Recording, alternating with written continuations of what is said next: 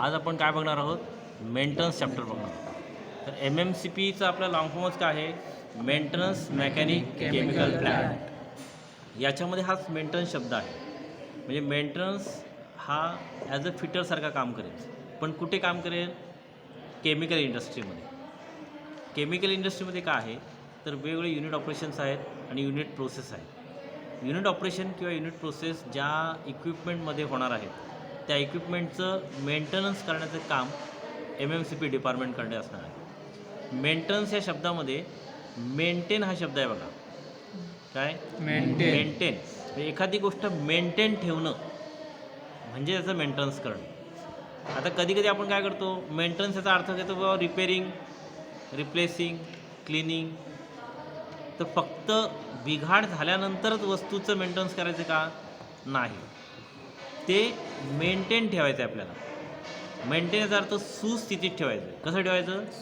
सुस्थितीत. म्हणजे चांगल्या अवस्थेत तो इक्विपमेंट तुमचा राहायला पाहिजे. Is that clear? तर आपल्याला प्रोडक्शन चांगला मिळेल, प्रोडक्शनची क्वालिटी मिळेल आणि तुमचं टाईम लॉस होणार नाही आणि प्रॉपर काम चालेल जर मशीन तुमची मेंटेन असेल. म्हणजे मेंटेनन्स डिपार्टमेंट हा प्रोडक्शनचा हार्ट आहे की त्याने जर प्रॉपरली काम केलं त्याचं तर प्रोडक्शन स्मूथली चालू शकतं आणि आपल्याला क्वालिटी मिळू शकते. Is that clear? मेंटेनन्सचा अर्थ कळला तुम्हाला? मेंटेन ठेवणं. मग मेंटेनन्समध्ये दोन गोष्टी येतात. एक तर ती इक्विपमेंट मेंटेन ठेवणं म्हणजे त्याची देखभाल करणं, आणि जर तो इक्विपमेंटमध्ये बिघाड झाला तर त्याची दुरुस्ती करणं. ओके, यासाठी एक मेंटेनन्स चार्ट मी तुम्हाला दिलेला होता किंवा मी तुम्हाला परत एकदा देईन. तो मेंटेनन्स चार्टमध्ये आपण काय म्हणतो की एखादा जो इक्विपमेंट आहे ह्याचे आपल्याला पूर्ण नॉलेज असलं पाहिजे. ह्याच्या पुढे जे जे तुम्ही युनिट ऑपरेशन शिकाल तेव्हा प्रत्येक युनिट ऑपरेशनमध्ये इक्विपमेंट्स येतील, बरोबर आहे? आणि ते इक्विपमेंट्सचं मेंटेनन्स जेव्हा करायचं असेल तुम्हाला त्यावेळेला त्या इक्विपमेंटविषयी तुम्हाला पूर्ण नॉलेज असलं पाहिजे. याच्यासाठी मी एक स्टडी चार्ट तुम्हाला दिलेला आहे. त्या स्टडी चार्टमध्ये काय येतं की ज्या मशीनचं वर तुम्हाला काम करायचं आहे त्या मशीनचं टेक्निकल नेम काय ते माहिती पाहिजे. इंडस्ट्रीमध्ये काय होतं की आपण इंग्लिश वर्डिंग जास्त वापरतो, इंग्लिश शब्द जास्त वापर करतो. मग तेव्हा काय होतं की एखादं आता उदाहरण घ्यायचं तर व्हेसलला आपण टाकी म्हणतो. तर टाकी हा शब्द आपण वापरला जात नाही, तर व्हेसल हा शब्द प्रचलित आहे ना. किंवा वॉलचा मराठी अर्थ आहे झडप, पण आपण वॉल वापरतो. मग टेक्निकल नेम जे इंग्लिशमध्ये दिलेले आहेत ते काय आहेत हे आपल्याला माहिती असावी. कारण एखाद्याने आपल्याला सांगितलं की बाबा ते अमुक आहे ती गोष्ट आण, तर त्याचं जर आपल्याला नाव जर सांगता आलं नाही त्या व्यक्तीला तर आपल्याला आणता येईल का? नाही. याचा अर्थ पहिला महत्त्वाचा मुद्दा की ज्या इक्विपमेंटवर आपण काम करणार आहात त्या इक्विपमेंटचं टेक्निकल नेम आपल्याला माहीत पाहिजे. दुसरा मुद्दा की त्या इक्विपमेंटचं त्या इंडस्ट्रीमध्ये काय यूज आहे, म्हणजे कशासाठी ते इक्विपमेंट वापरतात. जरी तुम्ही मेंटेनन्स मेकॅनिक असलात तरीसुद्धा तुम्हाला ह्या गोष्टी माहीत हव्या. जसं तुम्ही म्हणाल की प्रोडक्शनवाल्याला माहिती आहे की ते इक्विपमेंट कशासाठी हवं आहे, पण आपल्याला माहिती पाहिजे तरच आपण त्याच्यावर काम करू शकू. ओके, त्यामुळे ते इक्विपमेंट कशासाठी वापरतात हे आपल्याला नॉलेज असलं पाहिजे. तिसरा पॉईंट आहे की त्याचे प्रकार कोणकोणते आहेत. कोणताही इक्विपमेंट किंवा कोणतीही वस्तू मार्केटमध्ये आल्यानंतर मार्केट डिमांडनुसार त्यात वेगवेगळे प्रकार घडतात, है ना. आता तुम्ही मोबाईलचं उदाहरण घ्या, बाईकचं उदाहरण घ्या. एकच बाईक वापरली जात नाही, अशा बऱ्याचशा बाईक येतात. त्या कंपनीच्या आणखीन वर्जन येत असतात. हे कसं होतं की मार्केट डिमांड किंवा त्याच्यात काय फॉल्ट आहेत त्याच्या किंवा आणखीन काय अपग्रेडेशन करायचं आहे ह्यानुसार मॉडेल्स बदलत जातात. त्याच्यामुळं जर तुम्ही वॉल घेतलात तर एक वॉल नाही तर वॉलचे बरेच प्रकार येतात. तुम्हाला कामानुरूप की तुमची कामाची डिमांड काय आहे त्यानुसार वॉल बदलणार. ओके, मग हे प्रकार कोणकोणते आहेत ते कशावर डिपेंड आहेत, म्हणजे क्लासिफिकेशन कसं केलेलं आहे, वर्गीकरण किंवा त्याचे आणखीन टाईप्स काय आहेत, हे सगळं आपल्याला त्या इक्विपमेंटविषयी माहिती पाहिजे, बरोबर आहे. चौथा पॉईंट काय की ते इक्विपमेंटचं कन्स्ट्रक्शन डिटेल्स माहिती पाहिजे. आता कन्स्ट्रक्शन डिटेल्समध्ये काय येतं की पार्ट्स येतात. ह्या इक्विपमेंटला कोणकोणते पार्ट्स आहेत, म्हणजे कन्स्ट्रक्शन डिटेलमध्ये परत सब पॉईंट काय येतात बघा. पार्ट्स माहिती पाहिजेत आपल्याला, कोणकोणते पार्ट्स ह्या इक्विपमेंटला आहेत. त्याच्यानंतर त्या पार्ट्सची सिक्वेन्स माहिती पाहिजे, कुठल्या पार्टनंतर कुठला पार्ट येतो. कुठलाही पार्ट कनेक्ट केला की आपण मेंटेनन्स केल्यानंतर आपल्याला जर सिक्वेन्स माहिती नसेल तर आपल्याला रिअसेंबल करता येईल का? नाही. मग ते पार्टची आपल्याला सिक्वेन्स माहिती पाहिजे. ओके.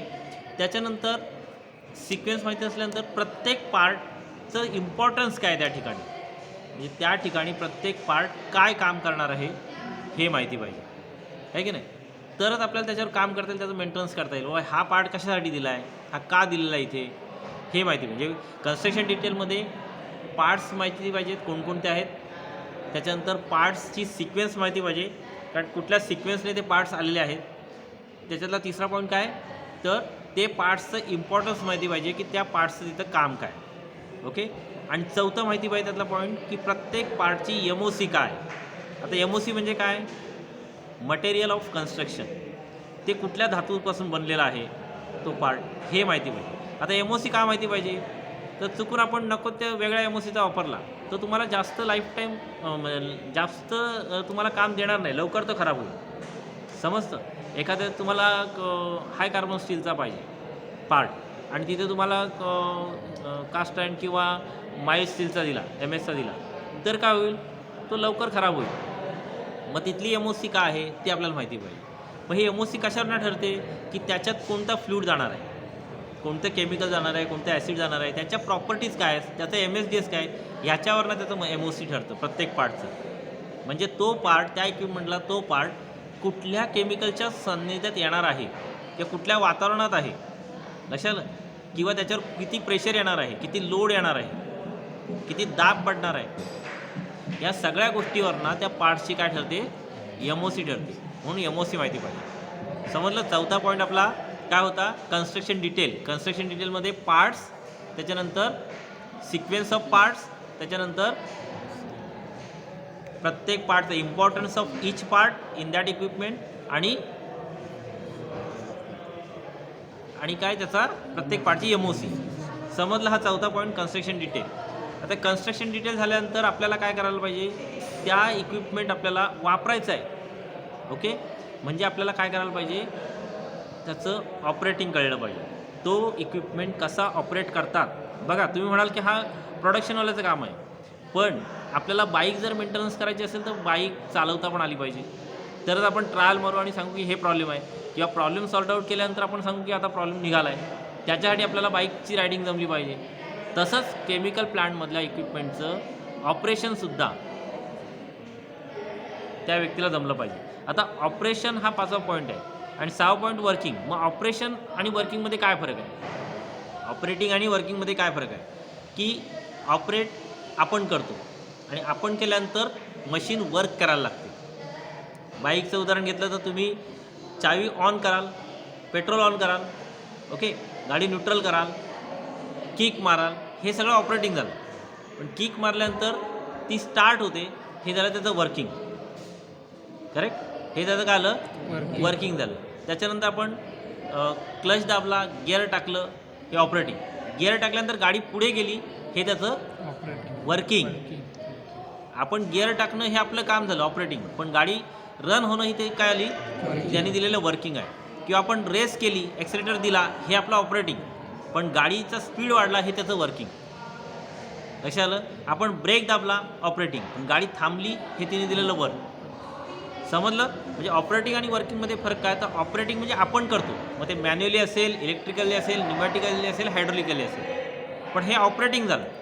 आणि ऑपरेट केल्यानंतर त्याने वर्क देणं, एखादी मशीनचा पार्ट फिरणं किंवा बंद होणं, स्पीड घेणं, हे त्याचं काय आलं, वर्किंग. Is that clear. म्हणजे 5वा पॉईंट ऑपरेटिंग, 6वा पॉईंट वर्किंग. तुम्हाला हे स्टडी चार्ट शिकवतो आहे, कारण ह्याच्या पुढे आपल्याला प्रत्येक इक्विपमेंट शिकताना किंवा प्रत्येक युनिट ऑपरेशन शिकताना त्यातला इक्विपमेंट हा स्टडी चार्टनुसार शिकायचा आहे. उद्या जर आपण वॉल जरी ओपन करायला घेतला किंवा वॉलवर अभ्यास करायला घेतला तर वॉल हा स्टडी चार्टमधनंच तो अभ्यास झाला पाहिजे. Is that clear. ओके. त्याच्यानंतर 6वा पॉईंट झाला तुमचा वर्किंग. 7वा पॉईंट आहे तुमचा वर्किंग प्रिन्सिपल. आता वर्किंग प्रिन्सिपल काय, तर प्रिन्सिपल म्हणजे काय, तत्त्व. तर प्रत्येक गोष्टीला तत्त्व असतं. म्हणून मी तुम्हाला सांगितलं की फिजिक्स शिकायचं, कारण फिजिक्समध्ये तुम्हाला सगळ्या ज्या राशी बघायला मिळतात, जे समजा प्रेशर असेल, टेम्परेचर असेल, व्हिलॉसिटी असेल, कायनेटिक एनर्जी असेल, तुमचं सेंट्रल फोर्स असेल, है ना, किंवा ग्रॅव्हिटेशनल फोर्स असेल, फ्रिक्शन असेल, मॅग्नेटिझम असेल, ह्या सगळ्या गोष्टींमुळं एक तत्त्व तयार होतात आणि त्या तत्त्व ह्या गोष्टींवर डिपेंड असतात आणि त्याच्यावर वर्किंग प्रिन्सिपल त्या इक्विपमेंटचं वर्किंग डिपेंड असतं, आहे की नाही. आपण चालायला लागलो तरी फ्रिक्शन काम करतं, ग्रॅव्हिटेशनल फोर्स काम करतो, आपला सेल्फ वेट काम करतं, आहे ना. जेवढ्या फिजिक्सच्या राशी आहेत तेवढ्या त्या काम करतात, तेव्हा तिथे तत्त्व घडत असतं आणि त्या तत्त्वानुसार काम चालू असतं. मग वर्किंग प्रिन्सिपल आपण काय शिकायचं, तर आपल्याला जर तो इक्विपमेंट काम देत नसेल प्रॉपर, तर कुठंतरी वर्किंग प्रिन्सिपल बिघडते, म्हणजे कुठंतरी फिजिक्सची राशी बिघडते. आणि हे जर आपल्याला कळलं आणि ते आपण शोधून काढलं तर आपल्याला ट्रबल लवकर सर्च होतात आणि ट्रबल लवकर शूट होतं. कळलं. म्हणजे उदाहरण घ्यायचं झालं तर बाबा इथून वस्तू घरंगळत जात नाही लवकर, ही वस्तू सोडल्यानंतर काही सेकंदात पोचायला पाहिजे, पण एवढे सेकंद एक्स्ट्रा लागतात. म्हणजे आपल्याला लक्षात आलं पाहिजे की ती लवकर का पोचेल, तर तिथे फ्रिक्शन नाही व्हायला पाहिजे. मग फ्रिक्शन तुम्हाला माहिती पाहिजे. मग फ्रिक्शन नाही व्हायला पाहिजे तर तुम्ही प्लेन सरफेस कराल, ग्लास टाकाल आणि लवकर येईल. म्हणजे तुम्ही ट्रबल काय आला की ती वस्तू लवकर पोचत नाही. त्याचं तत्त्व काय आहे, तर मग फ्रिक्शन किती लागतो आहे, ती इन्क्लाइंड आहे का सरळ आहे, आपण त्या वस्तूचं वजन किती आहे, किती जोराने फेकतोय आपण, ह्या सगळ्या गोष्टींचा अभ्यास करू आणि त्याच्यात आपल्याला एखादी गोष्ट कळली की ही होत नाही, समजा फ्रिक्शन इथं जास्त लागतोय, तर आपण फ्रिक्शन कमी करण्यासाठी ते ऑइल लावू किंवा मग ग्लास लावू आणि तो आपल्याला जो कार्य पाहिजे की वस्तू लवकर जागेवर गेली पाहिजे ते आपण लवकर आणू. कळलं. म्हणजे जर आपल्याला फिजिक्स कळला तर आपण प्रॉपर त्याचं वर्किंग आणू शकतो, म्हणजे प्रॉपर मेंटेनन्स करू शकतो. Is that clear. त्याच्यामुळं प्रत्येक गोष्टीला, प्रत्येक इक्विपमेंटला हा वर्किंग प्रिन्सिपल आहे. जगात अशी कुठलीच गोष्ट नाही की त्याच्या पाठीमागं तत्त्व नाही. तुम्ही चाला, तुम्ही उभे राहा, आहे ना, तुम्ही धावा, तुम्ही एखादं काम करा, प्रत्येक गोष्ट किंवा गाडी चालणं, मोबाईलचं ऑपरेटिंग असेल की कुठलीही गोष्ट जी आहे ह्याच्या पाठीमागं फिजिक्स आहे. हा इलेक्ट्रिसिटीसुद्धा फिजिक्समधलाच भाग आहे. लक्षात आलं. तर त्याच्यासाठी तुम्हाला फिजिक्स तुमचा स्ट्रॉंग करायचा. आणि आपण आता काय करू, ज्या वेळेला हे टॉपिक शिकवत जाऊ त्या त्यावेळेला जे फिजिक्स येतील, कारण प्रत्येक इक्विपमेंटच्या इथं आपण काय बघणार आहोत, वर्किंग प्रिन्सिपल बघणार आहोत. आणि जिथं वर्किंग प्रिन्सिपल बघू तेव्हा कोणत्या फिजिक्सच्या राशी काम करतात त्याच्यावर आपण काम करू. उदाहरण म्हणजे एखादा सेंट्रल पंप चालवायचा आहे तुम्हाला, तर सेंट्रल पंपामध्ये तुम्ही RPM काय काम करतं, रिव्हॉल्युशन पर मिनिट, ती वस्तू किती मिनटात किती वेळा फिरते, इम्पेलर त्याचा. त्याच्यानंतर सेंट्रल फोर्स कसा क्रिएट होतो, सेंटरला निगेटिव्ह प्रेशर का क्रिएट होतं, सेंट्रल फोर्सचं कन्व्हर्जन व्हिलॉसिटीमध्ये कसं होतं, व्हिलॉसिटीचं परत डिस्चार्जमध्ये कसं होतं, एरिया कमी केला तर प्रेशर कसा ड्रॉप होतो, व्हिलॉसिटी कशी वाढते, ह्या सगळ्या गोष्टी काय आहेत, फिजिक्स आहे. आणि हे जेव्हा शिकू त्यावेळेला आपल्याला सेंट्रल पंप कळेल, सेंट्रल फोर्स कसा क्रिएट होतो त्यावेळेला कळेल, आणि मग डिस्चार्ज प्रेशर किती निघतो ते कळेल. मग डिस्चार्ज प्रेशर कमी झाला तर त्याचा जो आपण प्रिन्सिपल बघितलेत एवढ्या गोष्टी, त्यात कुठं कमी होते का बघता येईल, आणि मग आपल्याला काय होईल, ट्रबल शूट करता येईल. म्हणजे आपला 7वा जो पॉईंट आहे की वर्किंग प्रिन्सिपल, हा वर्किंग प्रिन्सिपल प्रत्येक इक्विपमेंटचा प्रॉपरली शिकायचा. Is that clear. समजतंय. ठीक आहे. आता वर्किंग प्रिन्सिपल शिकलो की आपलं मेंटेनन्सच्या कामचं, म्हणजे आता इथून इथपर्यंत काय होतं की इक्विपमेंटचं नाव, इक्विपमेंटचं युजेस, इंडस्ट्रीमधला वापर, इक्विपमेंटचे क्लासिफिकेशन अँड टाईप्स, त्याचं कन्स्ट्रक्शन डिटेल, त्याचं ऑपरेटिंग, त्याचं वर्किंग आणि त्याचं वर्किंग प्रिन्सिपल, एवढा जो पार्ट आहे हा AOCP आणि MMCPने कॉमन शिकायचा आहे. ठीक आहे. आता ह्याच्यानंतर आपला मेंटेनन्स पार्ट चालू होतो. मग मेंटेनन्स करायचं असेल तर आपल्याला काय करायला पाहिजे, पहिल्यांदा ट्रबल सर्च करायला पाहिजे. एखादा म्हणजे बघा, maintenance mechanic is as a doctor of machine. जसा डॉक्टर आपला ह्युमन बिंगसाठी असतो, माणसांसाठी डॉक्टर असतो, तसं तुम्ही कोण आहात, त्या मशीनचे डॉक्टर आहात. मग मशीनमध्ये सपोज एखाद्या हा 8वा पॉईंट आहे आपला मेंटेनन्सचा, त्याच्यातले सब पॉईंट बघतो. आता एखाद्या ऑपरेटरने आणलं किंवा हा पंप बंद आहे, तर तुम्ही त्याला कसं हँडल कराल, जसं एखादा डॉक्टर पेशंटला हँडल करतो त्या पद्धतीने हँडल झालं पाहिजे. Is it clear. म्हणजे कसं आहे की एखादा डॉक्टरकडे पेशंट गेला तर त्या पेशंटला असं म्हणत नाही की तो चल झोप डायरेक्ट आणि लगेच इंजेक्शन भरतो आणि त्याला मारतो, असं करतो का, नाही.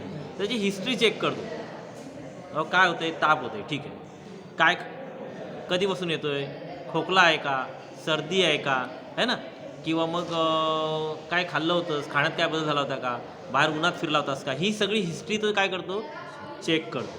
Is that clear? त्याच्यानंतर तो व्हायरल चेक करतो, आता व्हायरल काय चालू आहे. ठीक आहे. ह्याच्यातनं तो काय करतो, एक अंदाज बांधतो की हा ताप आला आहे, ह्याला कशामुळे आला असेल. मग अंदाज नंबर 1, अंदाज नंबर 2, अंदाज नंबर 3 असा सिक्वेन्स लावतो. बघा मी काय म्हटलं तुम्हाला, अगोदर हिस्ट्री चेक केली, नंतर त्याने फक्त ट्रबल कशामुळे आलेत त्याची कारणं काय केलेत, एक अंदाज बांधला, ही कारणं असू शकतील. मग तो काय करतो, त्या कारणांची सिक्वेन्स लावतो. सिक्वेन्स कशी लागणार, सोपं कारण वरती, त्याच्यानंतर कठीण, त्याच्यानंतर कठीण. ओके. आणि मग ट्रबल शूट करताना त्यानुसार तो ट्राय मारतो. म्हणजे याला गोळी द्यावं लागेल, का ह्याला इंजेक्शन द्यावं लागेल, का ह्याला सलाईन द्यावं लागेल, की याला ऑपरेशन करावं लागेल. हा नंतर काय करतो, तो अशी सिक्वेन्स लावतो. डायरेक्ट एखाद्या पेशंटला ऑपरेशन थिएटरवर घेणार का, नाही. सेम थिंग मेंटेनन्स मेकॅनिकने सुद्धा काय करायचं, तुमच्याकडे एकदा ट्रबल आल्यानंतर, तुमच्याकडे इक्विपमेंट आल्यानंतर त्याला डायरेक्ट डिसमेंटल करायला घ्यायचं नाही. हे बघा, मेंटेनन्स मेकॅनिकने स्पॅनर वापरण्यापेक्षा हा स्पॅनर वापरायचा डोक्याचा. म्हणजे विदाऊट स्पॅनर वापरून सुद्धा तुम्हाला त्याचं मेंटेनन्स करता आलं पाहिजे. मग हे कसं करणार, तर तुम्हाला काय करायला पाहिजे, पहिल्यांदा तुमच्याकडे ट्रबल आल्यानंतर त्या ट्रबलची हिस्ट्री चेक करायची. आता मशीनची हिस्ट्री शीट पण असते. मशीनची काय असते, मी मेंटेनन्सच्या पुढच्या ह्याच्यात तुम्हाला सांगेन की हिस्ट्री शीट असते. म्हणजे मशीनची सगळी डिटेल त्यात भरलेली असते. मशीनचं नाव काय आहे, मशीनचं मॅन्युफॅक्चरर कोण आहे, कुठून आली आहे, कुठे बसलेली आहे, किती त्याची प्राईस आहे, त्यातले पार्ट्स कोणकोणते आहेत, बेरिंग कुठं आहेत, बेल्ट कुठे आहेत, त्याचे नंबर्स काय आहेत, साईजेस काय आहेत, कोणतं ऑइल वापरायचं आहे, कोणतं ग्रीस वापरायचं, अशी सगळी हिस्ट्री शीटमध्ये ए पार्टमध्ये भरलेला असतो. बी पार्टमध्ये तुम्ही काय काय त्याच्यात मेंटेनन्स केलं आहे ना, त्याच्यामध्ये तुम्ही ऑइलिंग ग्रीसिंग काय काय केलं आहे पिरियडिकली ते असतं. आणि सी पार्टमध्ये तुमचा मेंटेनन्स असतो, तुम्ही काय खोलून केलं आहे, प्रिव्हेंटिव्ह मेंटेनन्स केलं आहे, ब्रेकडाऊन मेंटेनन्स केलं आहे, काय काय ट्रबल आला होता, काय तुम्ही त्याच्यासाठी सोल्युशन वापरलं आहे. मग ह्या सगळ्या हिस्ट्री शीटमध्ये असतात. मग कुठल्याही इक्विपमेंटची तुम्ही हिस्ट्री शीट चेक करायची.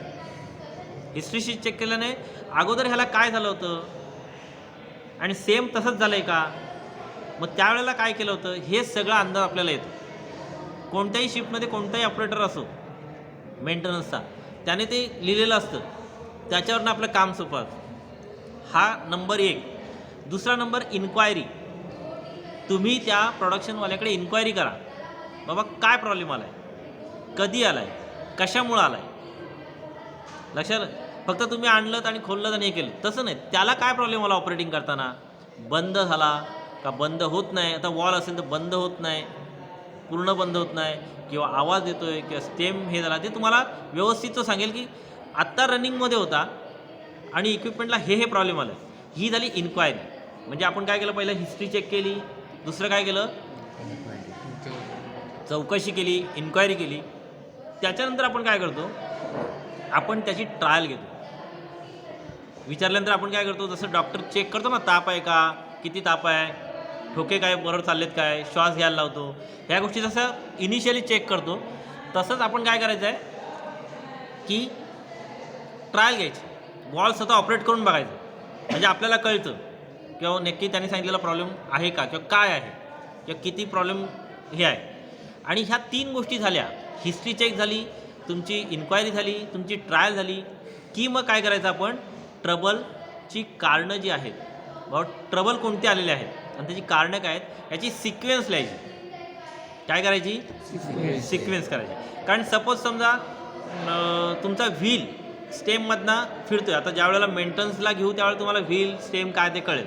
आता जनरली फक्त मेंटेनन्समध्ये काय करायचं तुम्हाला सांगतो. व्हील स्टेममधनं फिरतो आहे गोल गोल आणि त्याच्यामुळे स्टेम फिरत नाही. हा प्रॉब्लेम कशामुळे होतो, तर स्टेमचं आणि व्हील जिथं लॉक केलेलं असतं तिथं जो स्लिप झाला आहे, चौकोनी स्लॉट असतो पण तो गोलाकार झाला आहे, त्याच्यामुळे फक्त व्हील तिथंच फिरतो आहे. मग हा प्रॉब्लेम इथंच आहे, तो इथंच सॉल्व झाला पाहिजे. मग त्याच्यासाठी आपण सगळा खोलला आणि नंतर लक्षात आला, अरे स्टेम तिथं फिरत होता, स्टेमवर व्हील फिरत होता. तर एवढी खोलाखोली मेहनत करण्याची गरज आहे का. याच्यासाठी तुम्ही हिस्ट्री चेक केलीत, इन्क्वायरी चेक केलीत आणि तुम्ही ट्रायल घेतलीत की मग काय करायचं, तुम्हाला जे ट्रबल्स वाटतात ते लिहायचे किंवा त्याची सिक्वेन्स लावायची. याच्यामध्ये सोप्पा जो असेल, ज्याच्यावर डिसमेंटल न करता आपल्याला काहीतरी करता येईल, अशांची सिक्वेन्स पहिल्यांदा लावायची आणि डिसमेंटल करावं लागेल ही सिक्वेन्स नंतर लावायची. लक्षात आलं? त्याच्यामुळे खोलाखोली न करता जर प्रॉब्लेम सॉल्व्ह होत असतील तर खोलायचं कशाला? म्हणजे मेंटेनन्स मॅकॅनिकने हे सिक्वेन्सवर लक्ष दिलं पाहिजे. ह्याला जे म्हणतात ते trouble searching and shooting before dismantling. म्हणजे डिसमेंटल न करता मी ट्रबल सर्च केले आणि ते शूट केले, हे बिफोर झाले आहे की नाही. त्याच्यामुळं माझा वेळ वाचला आणि माझं काम कंप्लीट झालं, खोलाखोलीची गरज पडली नाही. जर ट्रबल सर्च होत नसतील तर आपल्याला आतमध्ये बघावं लागतं. मग ह्या वेळेला येतो डिसमेंटलिंग. काय? डिसमेंटलिंग म्हणजे तो इक्विपमेंट खोला, तो पार्ट खोला. आता पहिला आपण काय केलं? ट्रबल सर्चिंग केलं बिफोर डिसमेंटलिंग आणि ट्रबल शूटिंग केलं बिफोर डिसमेंटलिंग. ह्याच्याने नाही झालं, मग तिसरा पॉईंट आपला येतो डिसमेंटलमधला किंवा मेंटेनन्समधला, हा डिसमेंटलिंग म्हणजे तो इक्विपमेंट खोला. इक्विपमेंट खोलल्यानंतर आपल्याला काय होतील? नव्याने ट्रबल सर्च होतील किंवा जे ट्रबल अगोदर तुम्हाला सर्च झालेत बिफोरमध्ये, लक्षात येते का? ते समजा ट्रबल सर्चिंग बिफोर डिसमेंटलिंगच्या अगोदर ट्रबल सर्च झालेत पण ते शूट झाले नाहीत, ते तुम्ही आत्ता शूट करा खोलल्यानंतर, आहे की नाही. पण तुम्हाला अगोदर जाणवले हा ट्रबल आहे आणि तुम्ही खोलल्यानंतर कळला बाबा हाच आहे, तर तुम्ही नंतर शूट करा. किंवा मग डिसमेंटल नंतर खोलल्यानंतर काही ट्रबल सर्च होतात, त्याला म्हणतो आपण ट्रबल सर्चिंग आफ्टर डिसमेंटलिंग. काय? Trouble searching before dismantling, trouble shooting before dismantling, त्याच्यानंतर ट्रबल शूटिंग जे अगोदर सर्च झाले, त्यानंतर ट्रबल सर्चिंग आफ्टर डिसमेंटलिंग जे नंतर सर्च झालेत, आणि ट्रबल शूटिंग आफ्टर डिसमेंटलिंग जे नंतर सर्च झालेत ते नंतर शूट झाले. अशा प्रकारे तुम्ही काय करता? ट्रबल शूट करता. हे डिसमेंटल केल्यानंतर मेंटेनन्सचं काम आहे. Is that clear? आता ह्या मेंटेनन्समध्ये ट्रबल शूट करताना आपल्याला 2 गोष्टी कराव्या लागतात, एकूण 3 गोष्टी कराव्या लागतात. एक तर तिची ऑइलिंग ग्रीसिंग करावी लागते, दुसरं रिपेअरिंग करावं लागतं, किंवा तिसरं रिप्लेसिंग करावं लागतं. एखादा फक्त ठीक आहे व ऑइल हे झालं आहे, आपण त्यात ऑइल ग्रीसिंग टाकलं, किंवा नाही मग हा रिपेअर करावा लागेल पार्ट, तर तो रिपेअर केला. तर गॅस्केट खोलली, थोडी ब्रेक झाली तर ती आपण रिपेअर करू शकतो, पण जास्तच ब्रेक झाली तर ती गॅस्केट आपण रिप्लेस करतो. पहिल्यांदा काय करायचं? ऑइल ग्रीसिंगचं काम कुठे आहे का? दुसऱ्यांदा काय करायचं? रिपेअरिंग करता येईल का? आणि रिपेअरिंग नसेल तर रिप्लेसिंगकडे जायचं. एखादं आपण रिपेअरिंग होऊ शकतं पण ते जास्त काळ टिकणार नाही, मग आपल्याला डबल त्रास पडणार आहे. तिथं तुम्ही रिप्लेसिंग करा, तो पार्ट काय करा? रिप्लेस करा. Is that clear? म्हणजे मेंटेनन्स मॅकॅनिकने त्यावेळेला ठरवायचं आहे की आपल्याला नेमकं काय करावायचं आहे. कळतं मी काय म्हणतो ते? त्याच्यानंतर आपण ऑइल ग्रीस रिपेअर आणि रिप्लेस हे ज्या वेळेला करतो त्यावेळेला आता इक्विपमेंट खोलला आहे की नाही, मग त्याला काय करा? क्लिनिंग करा. तसंच ऑइलिंग ग्रीसिंग करायचं नाही, तसंच रिपेअरिंग करायचं नाही, तसंच रिप्लेसिंग करायचं नाही. तर त्याच्या अगोदर काय करायचा? इंटरनल पार्ट, ऑल पार्ट काय करायचे? Properly clean bye SOP. SOP याचा तर स्टँडर्ड ऑपरेटिंग प्रोसिजर. तो इक्विपमेंट कसा क्लीन करायचा ह्याचं लिखित प्रोसिजर असते. कोणत्या सॉल्व्हंटने करायचा किंवा पेट्रोल डिझेलने करायचा, कोणतं ऑइल लावायचं आहे, कोणतं ग्रीस लावायचं आहे, ह्याचं काय असतं? लिखित असतं, लेखी असतं. त्याला SOP असं म्हणतात.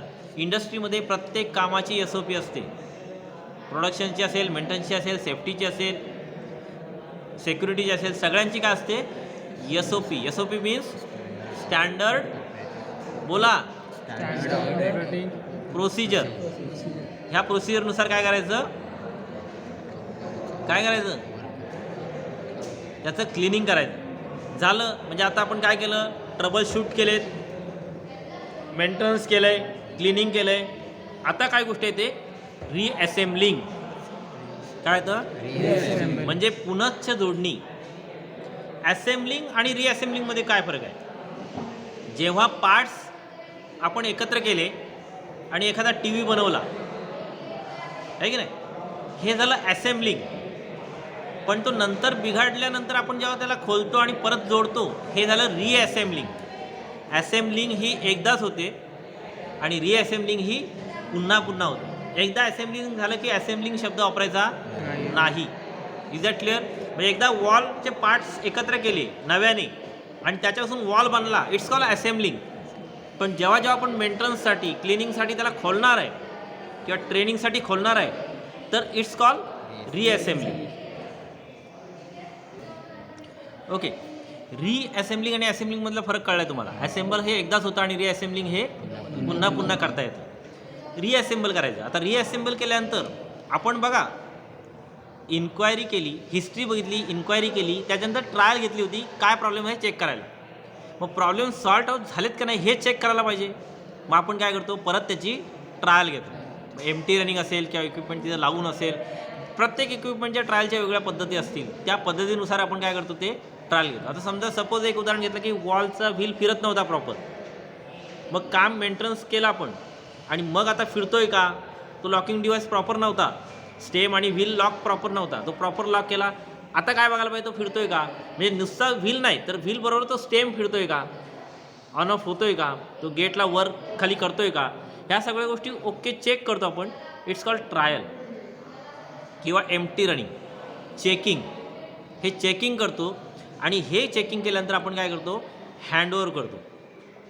पुढचा पॉईंट काय आहे, इथपर्यंत मेंटेनन्स झालं. हे मेंटेनन्सचे पॉईंट्स.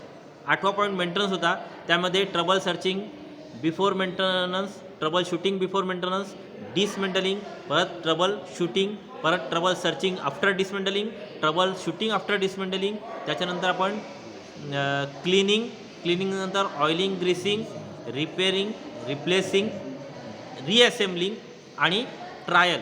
इथपर्यंत तुमचा मेंटेनन्सचा पार्ट आला. आता नाही, ट्रायलनंतर आणखीन एक की हँडओव्हर. आपण ती ट्रायल त्या ऑपरेटरसमोर दाखवतो आणि त्याला काय करतो, हँडओव्हर. म्हणजे ट्रायलपर्यंत मेंटेनन्सचा पार्ट घेऊ आपण. इथपर्यंत ट्रायल झालेला आहे. आता आपल्याला हँडओव्हर करायचं आहे, म्हणजे मेंटेनन्स नंतर पॉईंट 9वा. हँडओव्हर करताना काही डॉक्युमेंटेशन असतं. ते डॉक्युमेंटेशन काय ते लक्षात घ्या. तुम्हाला जॉब कार्ड भरायचा असतो, म्हणजे प्रोडक्शनवाल्याने तुमच्याकडे काम दिलं की तो जॉब कार्ड भरायचा, वा कोणत्या इक्विपमेंटवर काम करायचं आहे, ते इक्विपमेंट कुठे आहे ना, त्या इक्विपमेंटमध्ये काय ट्रबल्स त्यांनी सांगितले आहेत, काय प्रॉब्लेम्स आहेत, कधी आलेला प्रॉब्लेम आहे, तुमच्याकडे कधी हँडओव्हर केलेला आहे, त्याची टायमिंग, डेट आहे ना, त्यात काय काय प्रॉब्लेम्स आहेत, हे सगळं आपण लिहितो. बरं, जॉब कार्ड जे आहेत ते किंवा परमिट जे आहेत ते 2 प्रकारचे परमिट असतात. एक हॉट वर्क परमिट आणि एक कोल्ड वर्क परमिट. त्याचा कलर पण वेगळा असतो. ज्या कामाच्या ठिकाणी फायर लागू शकते, ॲक्सिडेंट होऊ शकतं, जिथं वेल्डिंगचं काम आहे, जिथं हॅमरिंगचं काम आहे, तिथं फायर लागू शकते, किंवा जिथं उंचावर चढलेलं आहे तिथं ॲक्सिडेंट होऊ शकतो, अशा कामं हे सगळे हॉट वर्क परमिटमध्ये येतात. तर जिथं असे काहीच प्रॉब्लेम नाही आहेत, नॉर्मल काम आहे, त्या प्लेसवर जाऊन तुम्हाला नॉर्मल काम आहे, ते तुम्हाला काय येतं, कोल्ड वर्क परमिटमध्ये येतं. मग हे परमिटला जबाबदार कोण कोण असतो, तो प्रोडक्शन डिपार्टमेंट, मेंटेनन्स डिपार्टमेंट आणि safety department. That is the responsibility for 3 department. 3 डिपार्टमेंटची ही रिस्पॉन्सिबिलिटी आहे. त्याच्यामुळे प्रत्येकाने आपली रिस्पॉन्सिबिलिटी, कारण तिथं सही करणारा रिस्पॉन्सिबल पर्सन असतो.